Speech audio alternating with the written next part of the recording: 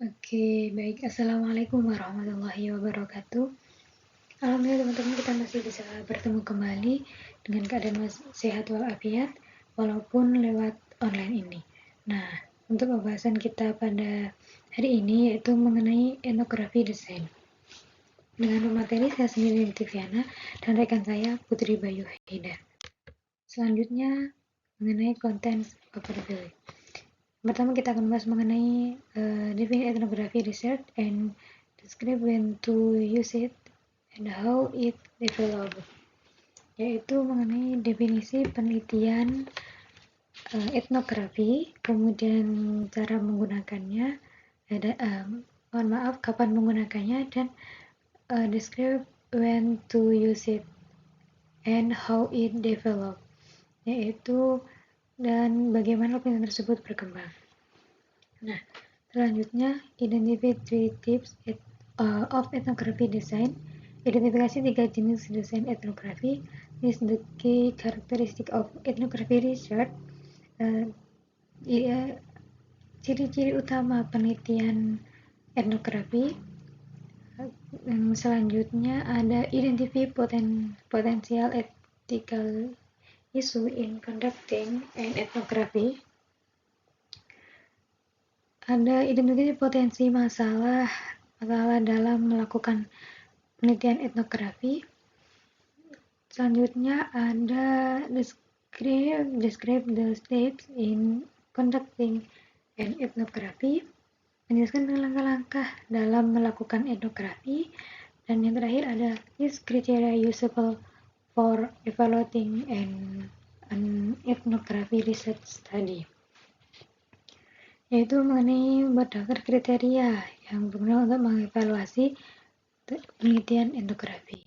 Nah, yang pertama kita akan bahas mengenai what is ethnography research, when should you use it, and how did it develop. Nah, apa itu penelitian etnografi, kemudian kapan harus menggunakannya, dan bagaimana perkembangannya. Nah, ethnography design are qualitative research procedures for describing, analyzing, and interpreting a culture sharing groups their pattern of behavior, beliefs, and language that develop over time. Central to this definition is culture. Nah, jadi penelitian etnografi itu merupakan desain etnografi itu merupakan prosedur qualitative research, yaitu penelitian kualitatif untuk mendeskripsikan, menganalisis, dan menafsirkan pola perilaku, kepercayaan, dan bahasa bersama dengan kelompok berbagi budaya yang berkembang dengan seiring waktu, develop over time. Central to this definition is culture, yaitu inti dari definisi tersebut itu adalah budaya. Artinya penelitian etnografi adalah mengenai tentang kebudayaan atau budaya. Nah, budaya sendiri itu adalah segala sesuatu yang berkaitan dengan perilaku dan keyakinan manusia. Bahwasanya budaya itu a culture is everything having to do with human behavior and belief. Nah, untuk selanjutnya, untuk memahami pola kelompok yang berbagi budaya, kemudian ahli etnografi itu biasanya menghabiskan banyak waktu di lapangan untuk mewawancarai, kemudian mengamati dan mengumpulkan dokumen tentang kelompok tersebut, untuk memahami perilakunya, kemudian untuk memahami kepercayaan dan bahasa mereka yang berbagi budaya. Misalnya, when do you conduct an ethnography? Kapan bisa melakukan etnografi ya, desain etnografi. Nah, you conduct an ethnography when the study of a group provides an understanding of a large issue. Nah, Anda bisa melakukan etnografi ini itu terhadap satu kelompok yang memberikan pemahaman tentang masalah yang lebih besar. You also conduct an ethnography when you have a culture sharing group to study one that has been together for some time and has developed shared values, beliefs, and language. Nah, kamu juga bisa melakukan etnografi ini ketika kamu punya kelompok berbagai budaya ya, untuk dipelajari. Nah, kelompok yang telah bersama selama beberapa waktu itu dan telah mengembangkan nilai-nilai, kemudian kepercayaan, dan bahasa yang sama. Nah, akhirnya terbentuklah sebuah kebudayaan mengenai yang bisa digunakan sebagai desain etnografi. Nah, kelompok budaya itu dapat dimingkai secara sempit, itu misalnya ada guru, siswa, kemudian ada anggota atau staf. Sedangkan secara luasnya itu misalkan keseluruhan sekolah dan keberhasilan inovasi dan misalkan ada kekerasan di sekolah begitu. Nah, kamu juga bisa melakukan etnografi ini ketika kamu memiliki akses jangka panjang ke kelompok berbagai budaya sehingga kamu dapat membuat catatan tentang perilaku dan kepercayaan mereka dari waktu ke waktu. Artinya desain etnografi ini membutuhkan waktu yang lama kayak begitu. Nah, how did ethnography research develop? Bagaimana penelitian etnografi itu berkembang? The roots of educational ethnography in cultural anthropology in the late 19th and early 20th century. Anthropologists report primitive culture by visiting other countries and becoming immersed in their societies for extensive period. Nah, akar dari etnografi itu terletak pada antropologi budaya, the culture anthropology. Nah, pada akhir abad ke-19 dan awal abad ke-20, para antropolog itu mengeksplorasi budaya primitif dengan mengunjungi negara-negara lain, begitu. Dengan mengunjungi negara lain dan mendalami masyarakatnya, itu pun dalam jangka waktu yang lama. Nah, kemudian mereka benar-benar tidak menjadi bagian yang asli dan menjadi terlalu dekat dengan orang-orang yang mereka pelajari, sehingga mereka itu dapat menulis laporan secara objektif tentang apa yang mereka lihat dan mereka dengar. Nah, selanjutnya, what are the types of ethnography design? Yaitu jenis desain etnografi itu ada 3. Yang pertama, the realist ethnography, yaitu etnografi realis. Yang nomor 2 ada the case study and the critical ethnography. Nah, yang pertama ada the realist ethnography. Maksudnya adalah realist ethnography is an objective account of the situation, typically written in the third person point of view, reporting objectively on the information learned from participant at a fact set.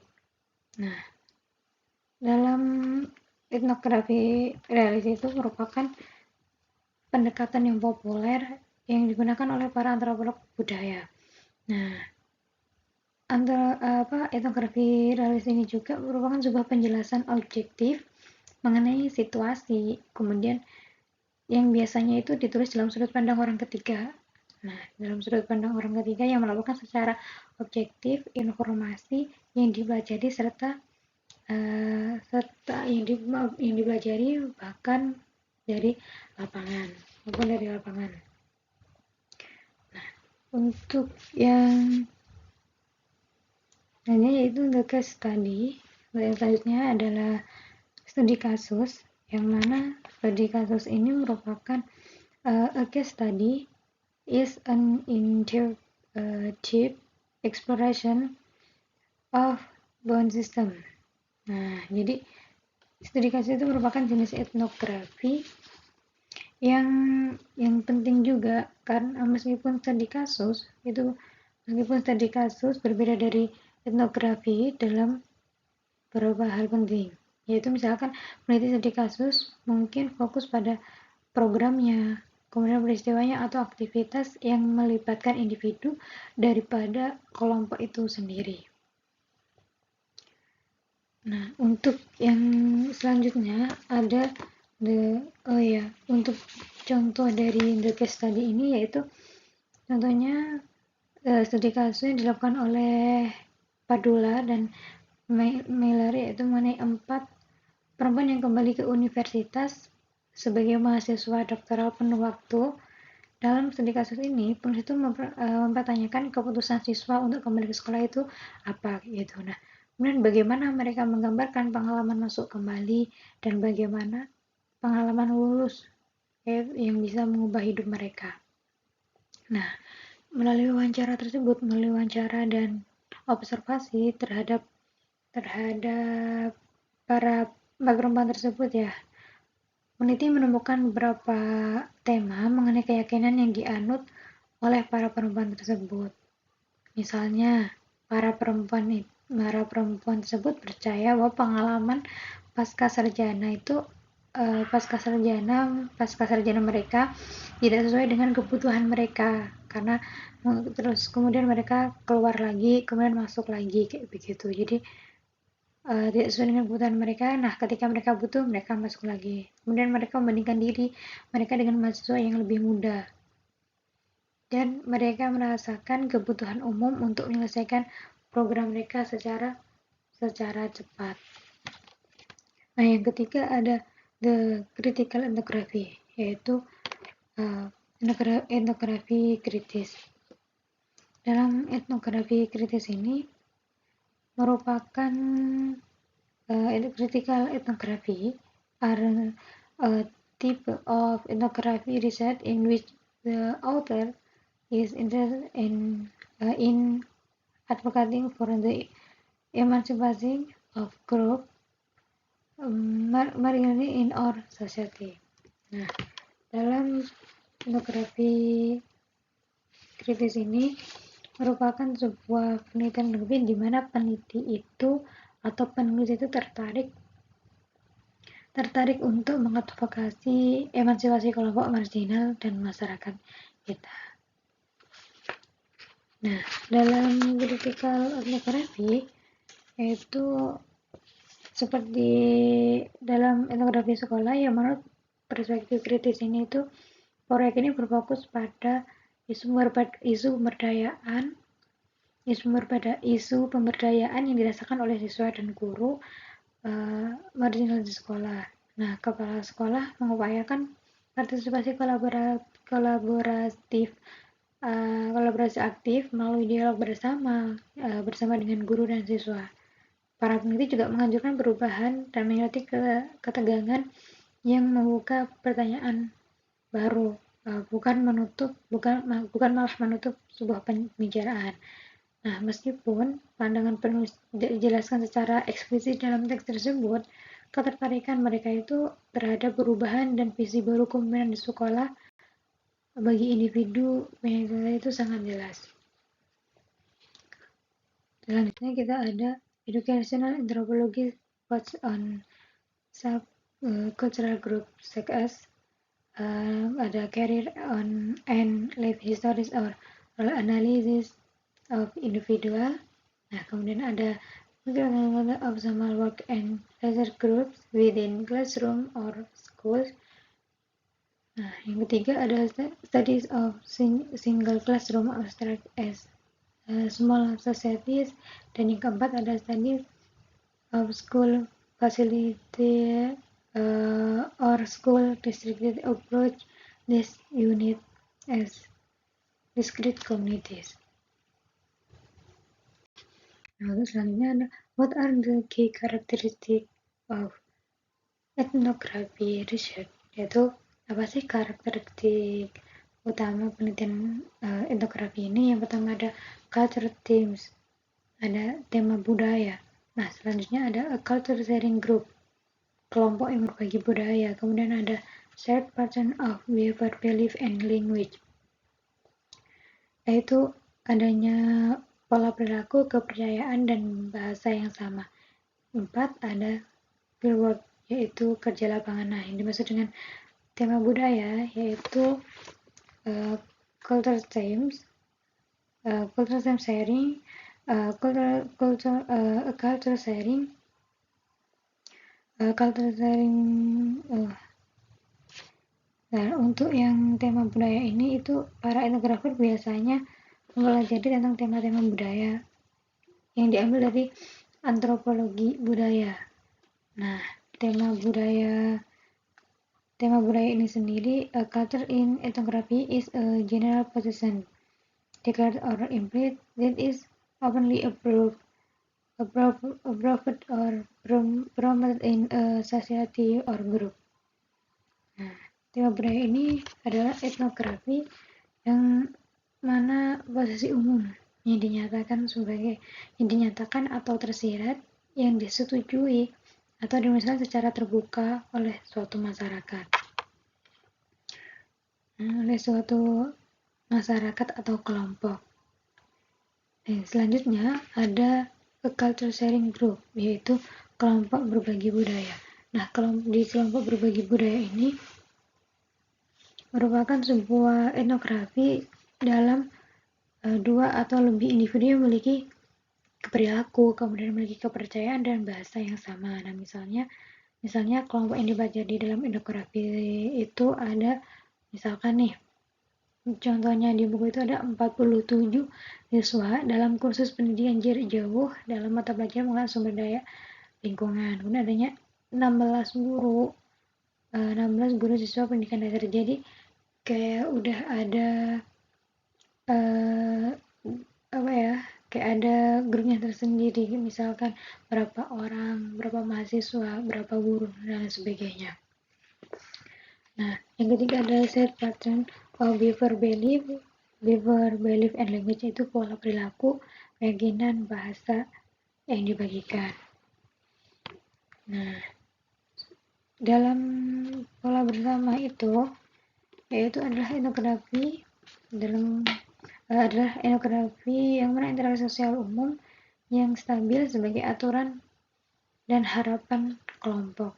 Nah, misalkan nih, kedua kelompok tersebut saling berbagi atau kombinasi perilaku, keyakinan, dan bahasa mereka. Seperti yang mana sebuah perilaku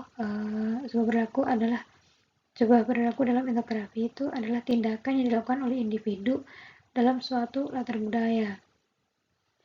Kemudian ada belief, sebuah kepercayaan, yaitu in an ethnography is how an individual thinks about or perceive things in a cultural setting, yaitu mengenai bagaimana seseorang itu berpikir dan memandang sesuatu dalam lingkungan budaya. Nah, yang dimaksud dengan language sendiri yaitu language in an ethnography is how an individual talks to others in a culture set. Bahasa dalam etnografi sendiri adalah bagaimana seseorang berbicara kepada orang lain dalam lingkungan budaya.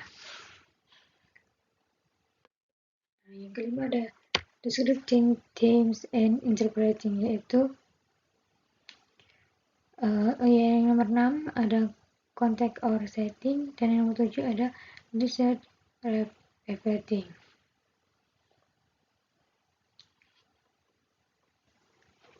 Yang nomor 5 ada deskripsi, tema, dan investasi. Nah, yang dimaksud dengan deskripsi dalam etnografi itu adalah yang mana detail individu dan coba adegannya untuk menggambarkan apa yang terjadi dalam kelompok berbagi budaya.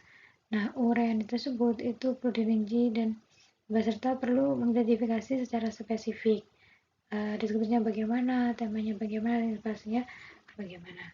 Nah, untuk yang context or setting itu merupakan konteks atau pengaturan, setting atau pengaturan.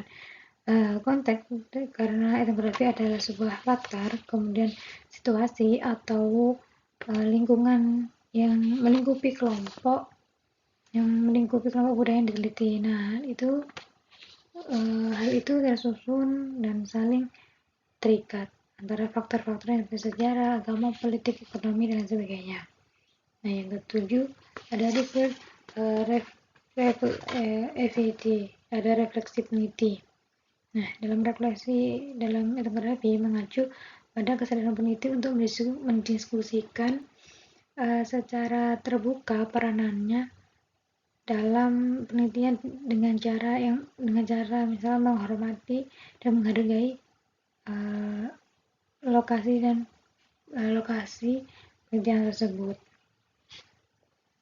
Nah, dalam refleksi ini yaitu karena pembinaan etnografi itu melibatkan tempat tinggal lama di suatu situs ya, jadinya harus bisa menghargai dan menghormati kebudayaan yang ada di situ. Oke, nah untuk bersikap refleksi juga itu kesimpulannya bahwa penulis seringkali bersifat tentatif atau tidak meyakinkan sehingga menimbulkan pertanyaan baru yang harus dijawab. Nah, untuk studi ini mungkin diakhiri dengan pertanyaan-pertanyaan yang meminta jawaban atau berbagai perspektif atau sudut pandang untuk dipertimbangkan oleh pembaca. Nah, untuk penjelasan selanjutnya akan dijelaskan oleh rekan saya. Okay, thank you for the opportunity. I am Putri Bayo Haidar. Will be present about ethical issues in conducting ethnographic research. Oke, jadi ada permasalahan isu the ethical issues in conducting ethnographic research dalam melaksanakan penelitian etnografi. The first is open and transparent about gathering data. They need to convey to all individuals involved in a study the purpose of the study, the general impact it will likely have, and the sources of support and funding for the project. Jadi harus adanya terbuka dan transparan tentang pengumpulan data. Nah, peneliti itu harus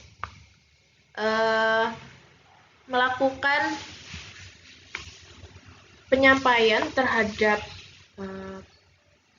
narasumber yang dimana harus membicarakan tentang tujuan dari penelitiannya. Kemudian kemungkinan apa yang akan menjadi dampaknya dari penelitian itu, bagaimana siapa saja yang mensupport penelitiannya dan tentang pembiayaannya. Jadi harus ada keterbukaan dan transparansi.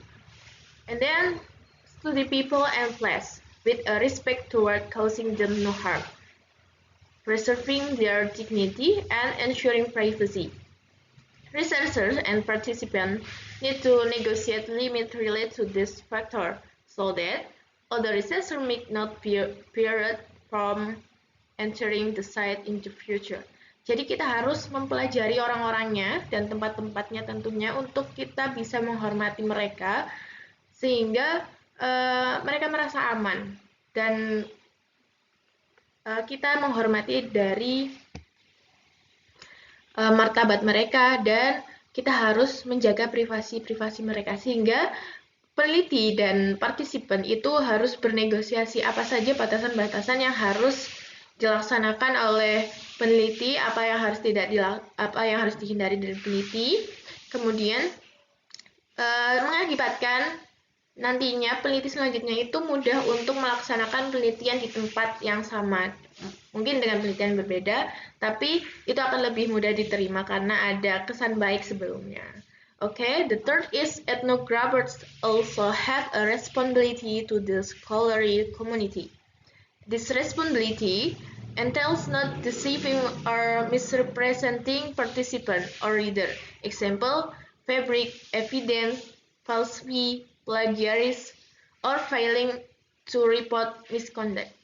Nah, menjadi peneliti etnografi ini harus bisa menjalankan etika-etika dalam penulisan tentunya ya.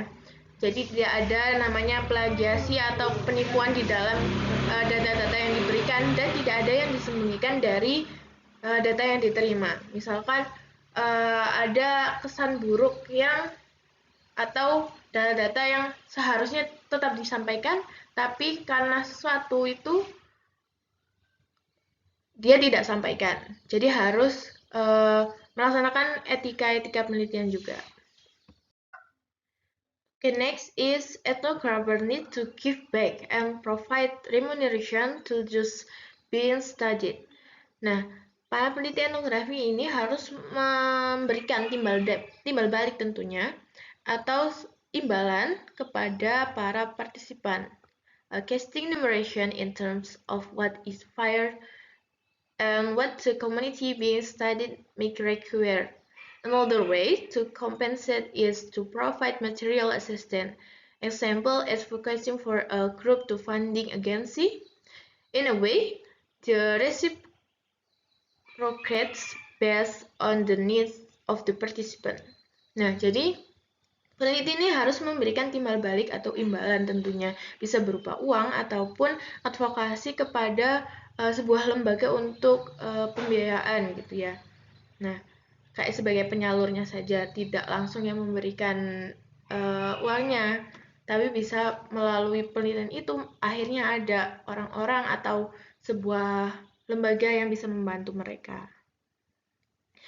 And then the last is aware of the potential negative. Aware of the potential negative influence their presentation and publication may have on the population the study. Jadi kita harus aware dengan potensi negatif yang akan bisa kita timbulkan dari tulisan kita atau presentasi kita atau publikasi kita nantinya tentang mereka.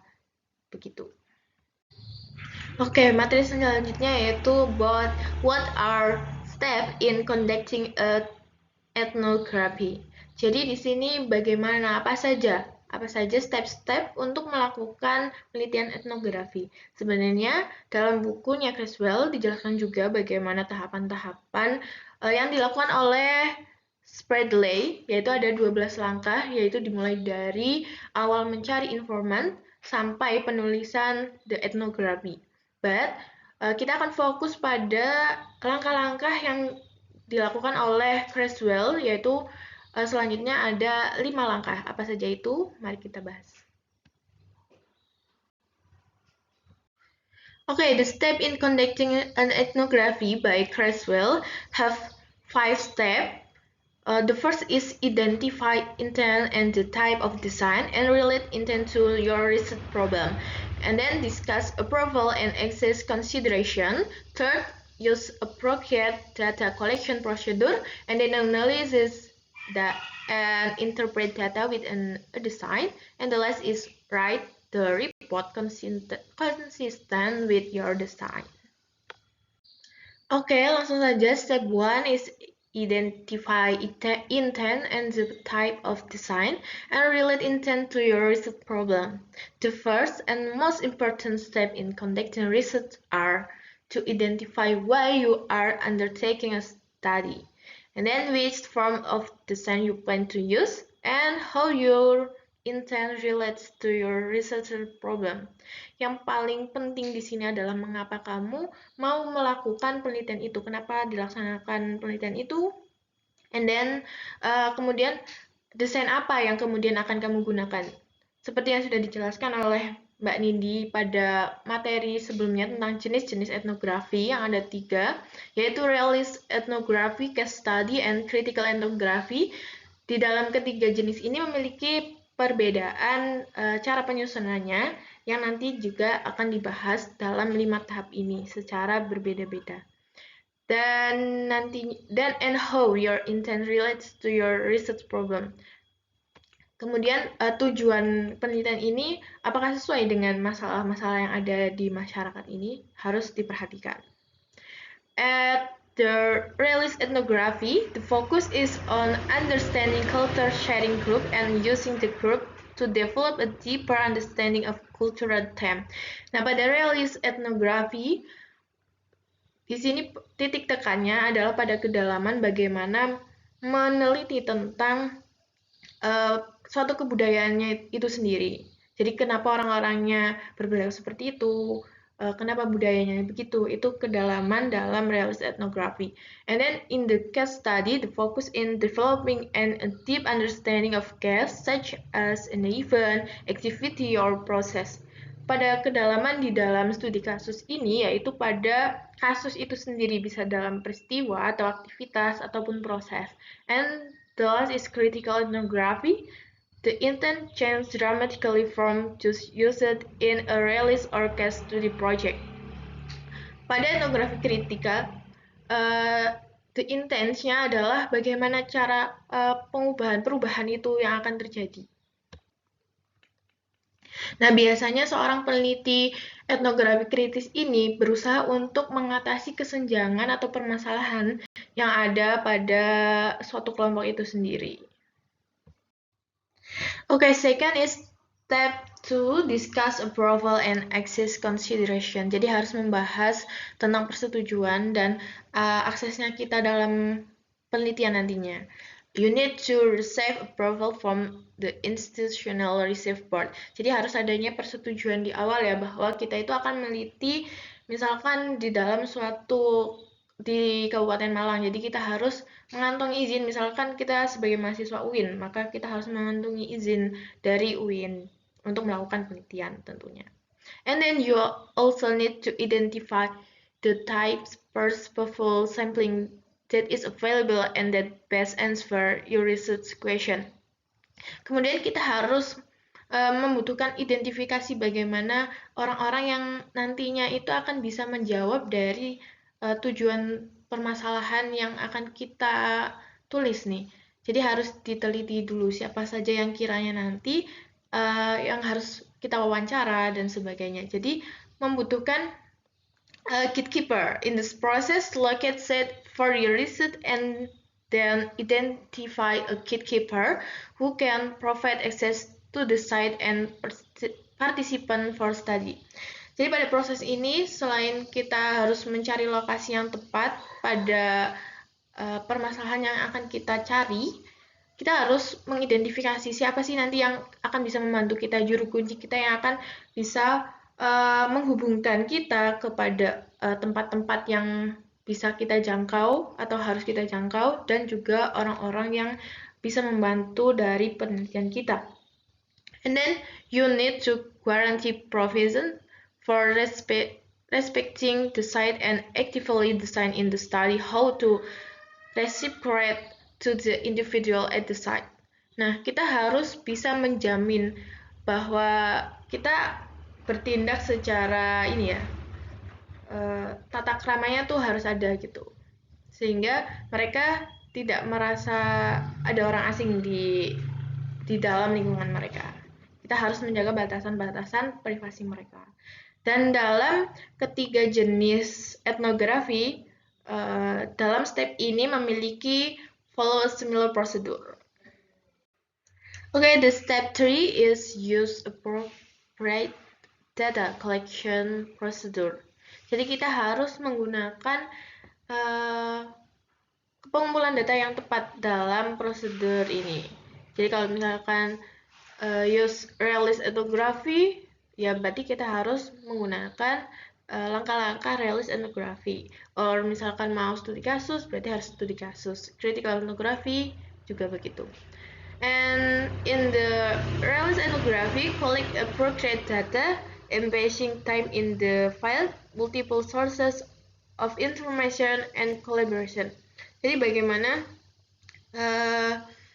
dalam realist ethnography itu mengumpulkan data and spend extensive time at the site and with the culture sharing group.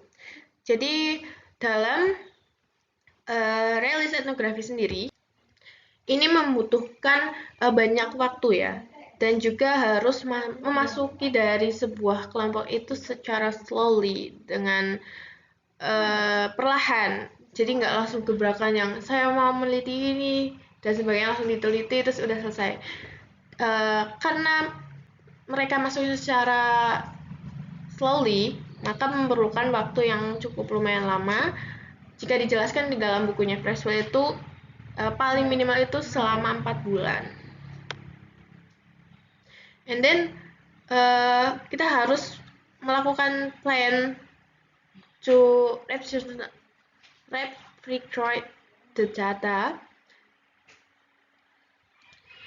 Kita harus melaksanakan observasi atau wawancara, itu harus ditulis. Dan selama dalam penelitian itu kita harus mempunyai hubungan yang baik dengan kelompok tersebut tentunya. And then in the case study, tadi sudah dijelaskan tentang prosedur bagaimana mengidentifikasi dan mendiskusikan bagaimana caranya memperoleh perizinan. Kan tadi sudah dibahas dalam step first dan kedua. Lanjut ke koleksi, bagaimana mengumpulkan data. In the case study, collect extensive data using multiple form of data collection. Bisa dengan observasi, interview, dengan dokumen-dokumen yang ada, and then audio visual and material. And the critical ethnography, collaborate with participants by actively involving them in the data collection, collect a multiple form of data that individual are willing to provide. Sebenarnya hampir sama-sama ya.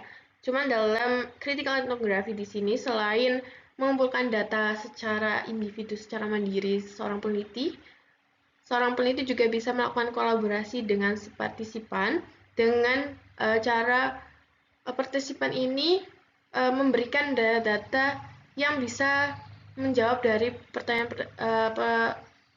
rumusan masalah yang kita butuhkan, seperti itu. Step 4, analysis and interpret data within a design. The procedure is the analysis and interpret your data within a design. Jadi bagaimana kamu menganalisis dan menginterpretasikan dari data dengan jenis-jenis desain yang kamu pilih. Example, in the realist ethnography, you draw data, develop an overall understanding of it, develop a detailed description of the cultural setting to establish a content for the group being studied, develop terms about the culture sharing group, make interpretation in view of the cultural theme you are studying. Jadi pada realist ethnography kita harus menjabarkan secara luas dengan detail bagaimana data-data yang diperoleh yang telah kita analisis, lalu kita tuliskan secara mendetail apa saja kita tuliskan. Dan bagaimana write and report your research consistent with your design. Report is an objective study, as an researchers remain in the background in the written report. Keep your bias out. Identify how your exploration of the culture, theme, advanced knowledge. Jadi kita harus menghindari bias dari background-nya kita sendiri. Kita harus benar-benar pure menuliskan data-data yang ada pada kelompok itu lakukan. Jadi nggak ada nih campur tangan kita kayak feeling kita itu kita masukkan dalam realist ethnography, karena itu benar-benar harus murni dari apa yang kita lihat, yang telah kita kumpulkan data-datanya melalui observasi dan wawancara. Jadi kita harus objektif tentang penelitian yang kita lakukan mengenai realist ethnography. Beda halnya dengan case study tentang studi kasus. Bagaimana menganalisisnya, read through data to develop an overall understanding of it. Describe the cases in details and establish a content for it. Develop issue or theme about the case. If more than one case is studied, consider a within-case analysis followed by a cross-case analysis. Nah, beda halnya dengan studi kasus di sini. Jika permasalahan yang ada ini kita bisa menggabungkannya dengan kasus-kasus yang hampir serupa. Nah, kasus-kasus yang hampir serupa ini bisa untuk menambahkan dari kasus yang kita teliti ataupun bisa menyanggah dari penelitian yang kita teliti. Jadi bisa menguatkan ataupun membantah itu. Jadi bisa ada beberapa kasus yang bisa kita gabungkan dalam kasus yang sedang kita teliti. And the report is based primarily on description of the case or weak description analysis and interpreting differently or equally. Just to be objective or subjective in your reporting include your bias general to other case. Nah, kalau tadi kita harus menghindari bias di realist ethnography, in the case study kita bisa mencampurinya dengan kayak pendapat-pendapat kita, tapi kita harus tetap mencantumkan yang utama, yaitu bagaimana kita menganalisis dan menginterpretasikan data-data yang kita punya tentunya. Lalu setelah dianalisis, kita bisa menambahkan dari kasus-kasus sebelumnya yang sudah terjadi, lalu kita bisa menambahkan argumen-argumen kita. And then in the critical ethnography, research data develop an overall understanding of it. Develop a detailed description of the cultural setting to establish a content for the group being studied. Develop terms that relate to the critical issue that are being explored in the ethnography. Identify change that needs to occur, advocate for specific change, and advance a plan for change. Nah, hampir sama dengan realist ethnography, but di sini ada perbedaannya, yaitu pada kata kritikalnya kita bisa menambahkan di dalam sini, yaitu kritikan kita dalam penelitian. Apa saja sih yang bisa dikritik dari penelitian-penelitian yang kita teliti ini? Maksudnya di sini kita bisa melakukan sebuah terjun lapangan, kemudian ternyata hal ini tuh tidak baik. Nah, itu yang dikritik, bukan tentang mengkritik tulisan kita ya, tapi mengkritik bagaimana orang itu berjuang seperti itu atau budaya ini seperti itu, kenapa itu bisa dikritik, dan di situ dijelaskan about kritikannya apa.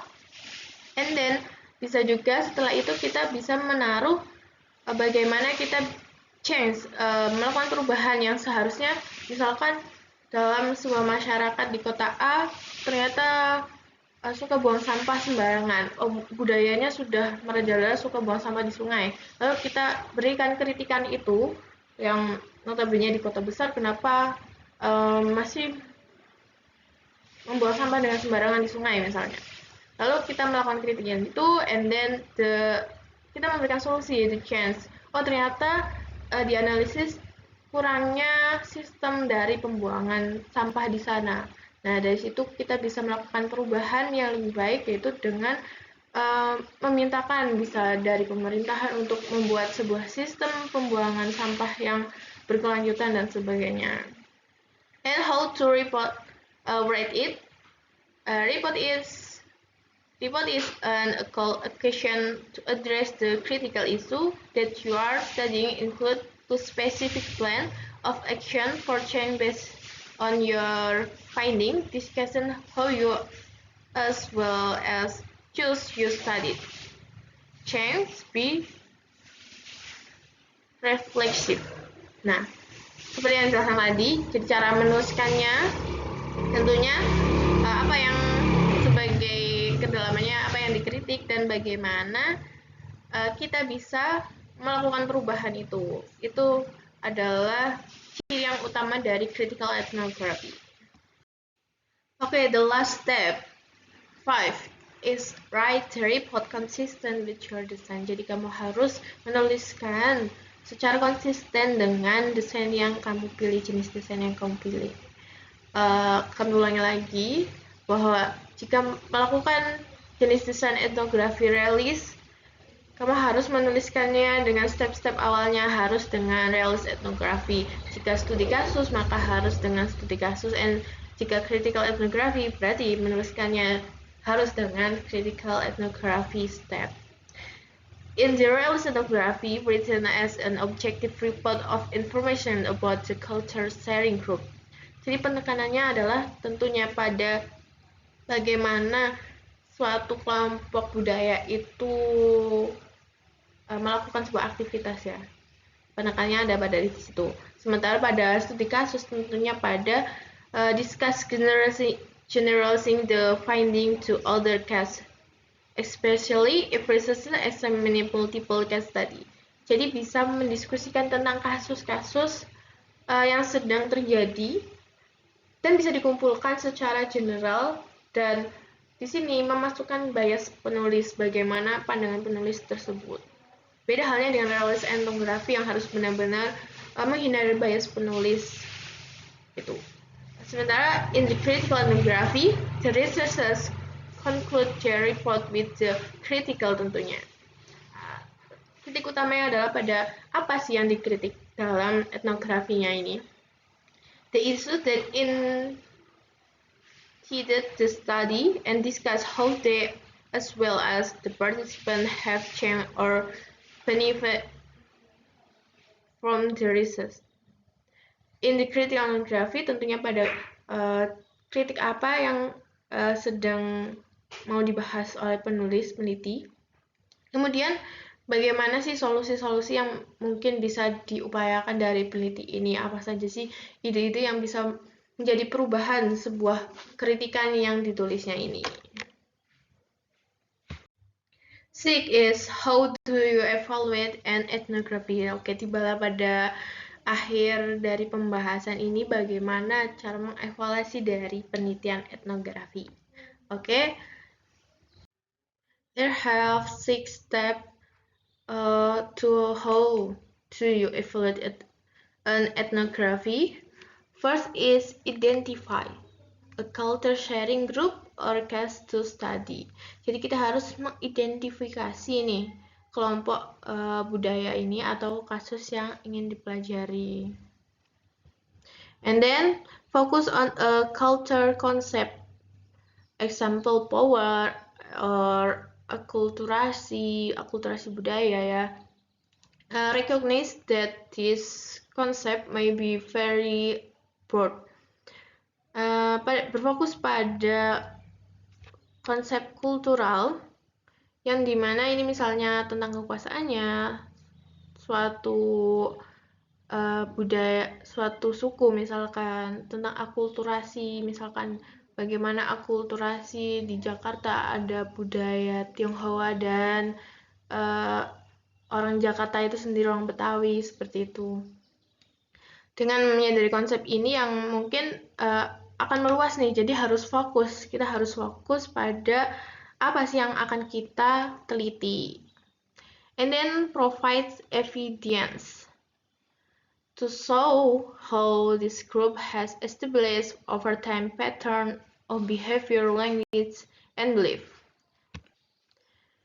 Jadi kita harus memberikan sebuah bukti bagaimana dalam suku tersebut berperilaku, pola perilakunya, bahasanya, dan kepercayaannya pada waktu yang sudah lama itu.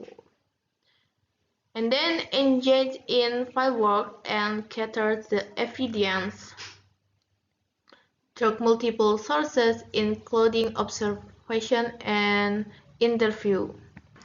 Jadi dalam penelitian etnografi tentunya peneliti itu harus terjun langsung ya, dan ini adalah wajib ain, sangat-sangat harus dilaksanakan, karena kita harus melihat bagaimana sih orang-orang itu dalam berperilakunya itu seperti ini, kenapa segini. Kita harus benar-benar melihat, nggak hanya cuma dari wawancara saja, tapi bisa dari wawancara, observasi, pengumpulan data, dan sebagainya yang tadi sudah dibahas. Kita harus benar-benar terjun langsung ke lapangan. And then show an analysis. So an analysis of this evidence through a tailored description of the culture sharing group and the content in which it exists, tends that summarizes major idea about how the group works and interpreted to suggest how the group illustrate our culture at work. Nah, setelah tadi mengumpulkan data, kita harus bisa menunjukkan bagaimana dari data-data yang sudah kita kumpulkan itu tentang pola-pola perilaku mereka yang dikerjakan, mengapa seperti itu. Kita harus bisa menunjukkan dari analisis kita. And the last is portrays the researchers. The board tasks the researchers as reflection on their own role in the study and how their background, gender, and history shape the account that they report. Jadi di sini menggambarkan para penelitinya. Jadi how do we evaluate an ethnography, yang paling ditekankan juga di sini yaitu tentang bagaimana penulis ini bisa berpengaruh pada tulisan yang dia buat. Jadi, apakah ini merefleksikan ada peran-peran mereka juga yang dimana juga berkesinambungan dengan latar belakang mereka tentang gender dan sejarah mereka yang membentuk laporan dari apa yang mereka tulis. Begitu. Jadi, tadi udah dijelasin bagaimana ketiga jenis etnografi itu memiliki perbedaan yang cukup signifikan tentang step-stepnya, maka harus dipelajari dan harus diperhatikan. Mungkin itu yang bisa kami sampaikan tentang penelitian etnografi. Thanks for attention. If you have any question, let's discuss it in the WA group. Bersama saya Putri Bayu Haidar dan rekan saya Nindya Oktiviana. Pamit undur diri. Terima kasih dan mohon maaf. Wassalamualaikum warahmatullahi wabarakatuh. Sehat selalu.